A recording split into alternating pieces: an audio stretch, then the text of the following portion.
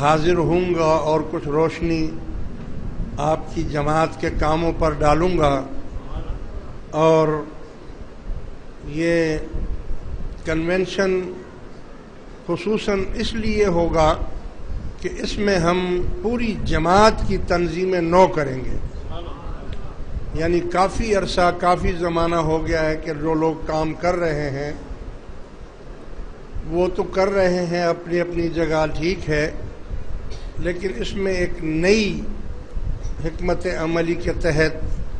تنظیم نو کی جائے گی، یعنی پورے ملک کی حلقوں کی حلقہ بندیاں کی جائیں گی، اور اس پر امیر ہوگا ایک، پھر ضلعی طور پر ایک حلقہ بندی ہوگی اور اس میں ہر حلقے سے ایک ایک آدمی ہوگا، پھر ضلع کی سطح سے ایک ایک آدمی لے کر اس کو صوبے کا صوبائی سطح پر ان کو امیر رکھا جائے گا، پھر صوبوں میں سے کچھ لوگ مرکز میں آئیں گے، اس پر کچھ تنظیم نو کی جائے گی، اور کچھ دعوت تقویٰ کے متعلق بھی میں کچھ آپ لوگوں کو پیش کروں گا، کیونکہ اس وقت ہماری جو حالات، ملکی حالات، مسلمانوں کے حالات، اور جو اس وقت حال ہے ہمارا، اس پر میں تھوڑی سی روشنی ڈالوں گا، اور آپ پر یہ بوجھ رکھوں گا کہ اس میں دعوت تقویٰ میں آپ کی جو تبلیغ ہے، یعنی اس کو نئے جذبے، نئے جوش اور نئے خروش کے ساتھ آپ یہ دعوت تقویٰ اور دعوت اصلاح لوگوں کو دیں گے، تاکہ ہم جو کچھ کر سکتے ہیں، جو ہمارے بس میں ہے، ضروری نہیں ہے کہ ہم پورے ملک کو ٹھیک کر دیں، لیکن وہی والی بات ہے کہ جب ابراہیم علیہ السلام کو آگ میں پھینکا گیا تو گرگٹ جو ہے، گرگٹ یہ چھپکلی وغیرہ جو ہے، یہ پھونک مارتی تھی آگ کو تیز کرنے کے لیے، تو ایک گرگٹ کو مارنے کا ثواب 100 شہیدوں کا ہے۔ یہ جو چھپکلیاں وپکلیاں آپ دیکھتے ہیں، مار دیا کرو اس کو، کیونکہ اس کو مارنا ثواب ہے، گرگٹ کو مارنا 100 شہیدوں کا ثواب ہے۔ اور ایک چڑیا تھی، وہ بیچاری جاتی تھی اور نہر یا دریا میں سے چونچ میں پانی لاتی تھی، اور وہ پانی اوپر سے پھینکتی تھی۔ نہ تو گرگٹ کے پھونک مارنے سے آگ بڑھ سکتی تھی، اور نہ اس چڑیا کی ایک بوند جو پانی وہ پھینکتی تھی اس سے وہ آگ بجھ نہیں سکتی تھی، لیکن دونوں کا اپنا اپنا عمل تھا۔ ہم یہ چاہتے ہیں کہ آپ اور ہم اپنی اپنی ڈیوٹیاں پوری کریں، اور ہمارا کام ہے چونچ میں پانی لا کر قطرہ ڈالنا، آگے بجھے یا نہ بجھے یہ اس کی رضا، وہ چاہے گا تو اس آگ کو گلزار بھی بنا دے گا۔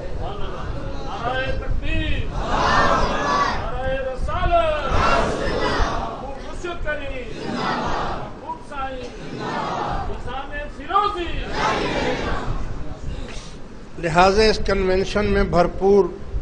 آپ شرکت فرمائیں، اور جو لوگ موجود نہیں ہیں، جن کے پاس بھی موبائل فون ہیں، وہ SMS کے ذریعے سے اپنے دوستوں کو اور اپنی جماعت کو اس سے باخبر کر دیں، تاکہ گیدرنگ پوری ہو اور اس کا فائدہ جماعت اٹھائے۔ اللہم صلی علی سیدنا محمد وعلی آل سیدنا مولانا محمد مبارک وسلم، والحمد للہ رب العالمین۔ نحمدہ ونصلی ونسلم علی رسولہ الکریم۔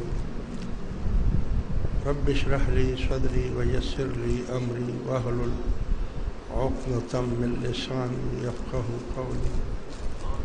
اما بعد فاعوذ باللہ من الشیطان الرجیم۔ بسم اللہ الرحمن الرحیم محمد رسول اللہ والذین معه اشداء علی الکفار رحماء بینہم صدق اللہ العلی العظیم وصدق رسولہ النبی الکریم ونحن علی ذلک لمن الشاہدین والشاکرین والحمد للہ رب العالمین ان اللہ وملائکتہ یصلون علی النبی یا ایہا الذین آمنوا صلوا علیہ وسلموا تسلیما اللہم صل علی سیدنا مولانا محمد وعلی آل سیدنا مولانا محمد وبارک وسلم۔ عزیز دوستو، بزرگوں اور بھائیوں، جمادی الثانی کا یہ مہینہ ہے اور میں نے آپ کو پہلے بھی بتایا تھا کہ جمادی الثانی کی 22 تاریخ کو حضرت سیدنا ابو بکر صدیق رضی اللہ تعالی عنہ کے عرس کا دن ہے، اور اسی میں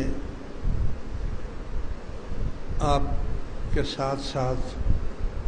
خلفائے راشدین کا ذکر ہوگا، لیکن پہلے میں اس کی تھوڑی سی وضاحت کر دوں۔ ایک تو میں یہ عرض کروں، اکثر یہ سننے میں آتا ہے کہ خواتین پر میرا زیادہ مہربانی اور زیادہ وہ صحبت ان کو ملتی ہے، مردوں کو بہت کم، بلکہ نہ ہونے کے برابر۔ تو اس کے لیے میں یہ عرض کرتا ہوں کہ بھئی خواتین میں اللہ تعالیٰ نے ایک رابعہ پیدا کی ہے، زہرا باجی جو ہے اللہ نے اس کو بہت نوازا ہے۔ تو وہ ایک تو کتابوں کا مطالعہ کرتی ہیں، خصوصاً بزرگان دین کی جو ملفوظات ہیں، حضور غوث پاک کے، سلطان باہو رحمۃ اللہ علیہ کے، خواجہ غلام فرید کے، بابا بلے شاہ کے، اور اس طرح جہاں جہاں سے اس کو ہوتا ہے، تو وہ خاتون جس کو طلب ہوتی ہے، طلب جس کو کہتے ہیں، تو وہ ان کتابوں کو دیکھ کر پھر آ کر جب بھی روزانہ تقریباً ہر مجلس میں وہ مجھ سے ان ملفوظات کا سوال پوچھ لیتی ہیں، جو بھی ملفوظات ہوتے ہیں یا جو اس نے پڑھے ہیں یا کوئی حدیث انہوں نے پڑھی ہے، تو اس کے بارے میں وہ مجھے عرض کرتی ہیں کہ یہ لکھا، یہ حدیث ہے، اس کا کیا مطلب ہے، اور یہ فلاں جو ملفوظات ہیں بزرگوں کے، اس کا کیا مطلب ہے، اور یہ تو دیکھو نا، ایک وہ چل پڑتا ہے ایک سلسلہ۔ اب ظاہر ہے کہ جب میں ان کی باتوں کا جواب دوں گا تو آٹومیٹک وہ مہربانی ہو جائے گی، اور سوال تو ایک ہی کرتی ہے لیکن فائدہ سب کو پہنچ جاتا ہے۔ مردوں میں یہ طلب ہے ہی نہیں سرے سے، اول تو ہے نہیں، اور اگر ہے تو لکیر کے فقیر وہ ایک ہی سوال کو بار بار وہی پوچھتے رہتے ہیں، خود مطالعہ نہیں کرتے، یا خود ملفوظات نہیں پڑھتے، یا خود بزرگوں کے اقوال نہیں پڑھتے، کوئی حدیث نہیں پڑھتے، کوئی قرآن کی آیت نہیں پڑھتے، بس سوال اگر اول تو کرتے ہی نہیں، پہلے کرتے تھے کوئی تھوڑا بہت، وہ ہاشمی صاحب ہوتے تھے یا سہیل صاحب، وہ بھی ختم ہو گیا بیچارے، وہ جنت میں چلے گئے۔